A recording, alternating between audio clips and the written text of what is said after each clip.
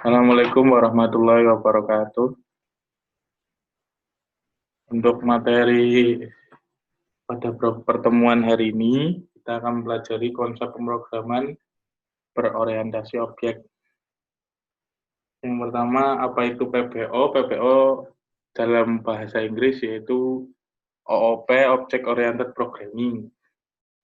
Tujuan OOP sendiri untuk mempermudah pengembangan program dengan cara mengikuti model yang telah ada di kehidupan sehari-hari. Contohnya adalah objek yang lebih kecil lagi. Pesawat adalah sebuah objek. Pesawat itu sendiri terbentuk dari beberapa objek yang lebih kecil lagi seperti mesin, roda, baling-baling, kursi, dan lain-lain. Prosedural dan juga OOP. Bedanya prosedural dan OOP itu, prosedural yang pertama fokus utama pada fungsi dan prosedur yang beroperasi pada data. Kalau OOP sendiri menekankan pada data yang sedang beroperasi dan tidak fungsi atau prosedur. Terus yang kedua, program besar terbagi dalam program unit kecil yang disebut fungsi. Kalau OOP, program dibagi dalam apa yang disebut objek. Dan selanjutnya itu kan bisa dilihat di slide PDF-nya yang sudah saya kirim. Kemudian konsep OOP sendiri itu seperti ring, topologi ring. Dia akan saling menguntungkan, OOP sendiri itu di tengahnya, dan OOP itu objek yang lebih besar. Kemudian yang mengelilinginya itu objek yang lebih kecil, yaitu polymorphism, class, atribut, method, object, encapsulation, inheritance. Itu saling berhubungan, dia tidak akan saling merugikan satu sama lain, justru akan saling menguntungkan. Akan ada kaitannya. Yang selanjutnya yaitu kelas. Kelas itu adalah suatu template yang digunakan untuk membuat objek kelas. Merupakan sebuah prototipe atau blueprint yang mendefinisikan variabel-variabel dan metode secara umum.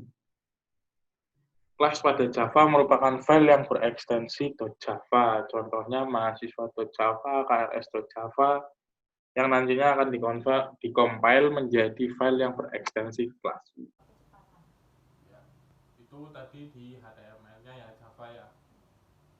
Kemudian untuk encapsulation sendiri itu pengertiannya apa?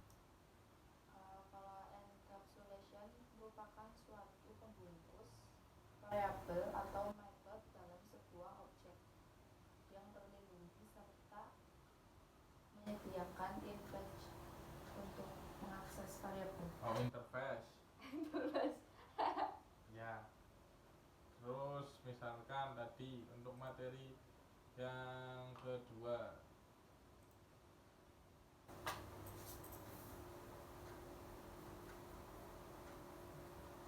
contoh-contoh tipe data.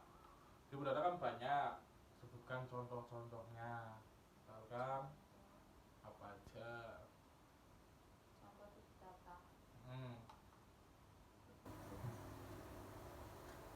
byte, Tipe data angka. Udah, apa-apa. Tipe data, contoh kan ulang ya. Sebutkan contoh tipe data. Kan banyak tuh tipe data, sebutkan.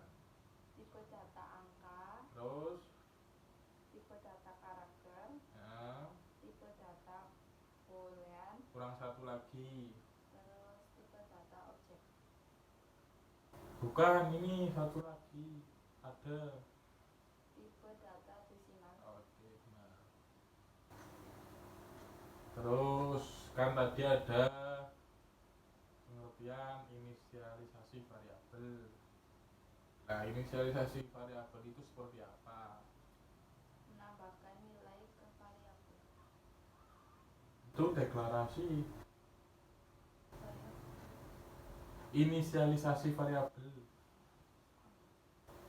Inisialisasi, menginisialisasi kan berarti memulai. Itu kan apa? Tahapan menambahkan nilai ke variabel. variabel apa? Variabel diperlukan perintah sama dengan. Contoh, nilai akhir sama dengan 100.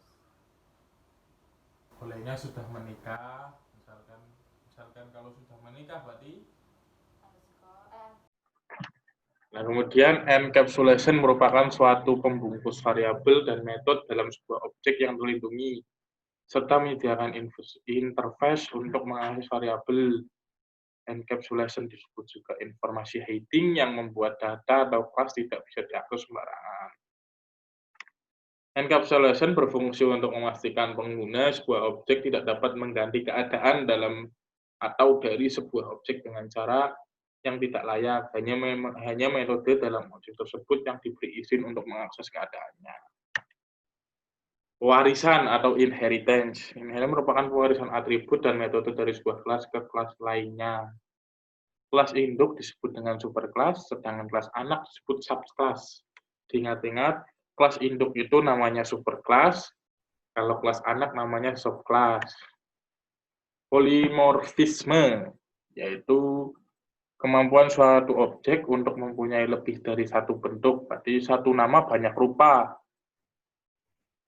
Dalam satu kelas bisa ada lebih dari satu metode dengan nama yang sama, tapi parameternya beda-beda. Jadi ditemukan dalam program GUI dengan swing, contohnya konversi suatu tipe data tertentu ke string. Apapun tipe data sebelumnya, maka perintah konversinya sama. Nah, kemudian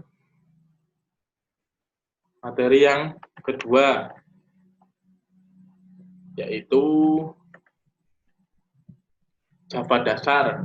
Ini lebih ke praktek sebenarnya. Nanti adik-adik bisa mempraktekannya di rumah agar bisa tahu Java itu luas. Bahwasanya ini baru dasarnya, nanti diperdalam lagi. Nah, tipe data Java tersebut ada strongly typed language, maksudnya setiap membuat variabel harus dideklarasi tipe datanya. Misalnya byte minus 128 sampai plus 127. Short itu bisa dilihat semuanya, integer, long, itu tipe data. Tipe data angka. Kalau tipe data desimal itu float, double. Misalkan itu tadi kalau misalkan tipe data karakter di Java, simbol tipe data karakter adalah karakter char. Char. Kalau di Java beda dengan di HTML. Kalau di HTML itu variabel var. Biasanya var. Kalau char itu di Java karakter. Terus tipe data boolean. Itu misalkan benar atau salah.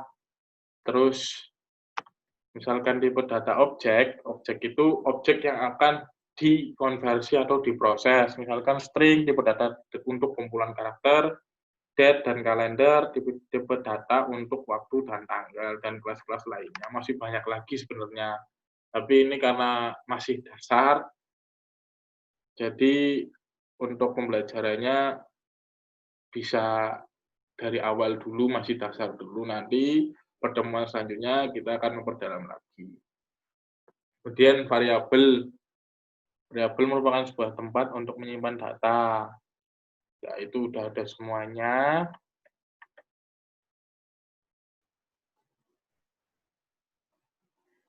Ya, mungkin itu saja dari saya. Barangkali ada salah-salah kata. Nanti sekarang dipelajari dulu. Nanti kalau udah sekitar 15 menit, kita langsung ke prakteknya biar paham. Kita pembelajaran di sini saya mempraktekannya 50% teori, 50% praktek. Jadi adik-adik bisa paham prakteknya seperti apa. Yang dimaksud itu PPO seperti apa tadi, Java yang standar itu seperti apa. Ya, mungkin itu dari saya. Saya tunggu 15 menit, dipelajari dulu semua, dipraktekkan, baru nanti kita praktek. Syukron, wassalamualaikum warahmatullahi wabarakatuh. Untuk materi selanjutnya, kita akan praktek ke materi input, output, terus operator aritmatika. Operator aritmatika itu ya tadi ada pengurangan, penambahan, misalkan kali bagi sisa bagi, terus operator pembanding sama dengan, tidak sama dengan, lebih dari, kurang dari, lebih dari, sama dengan, kurang dari, sama dengan.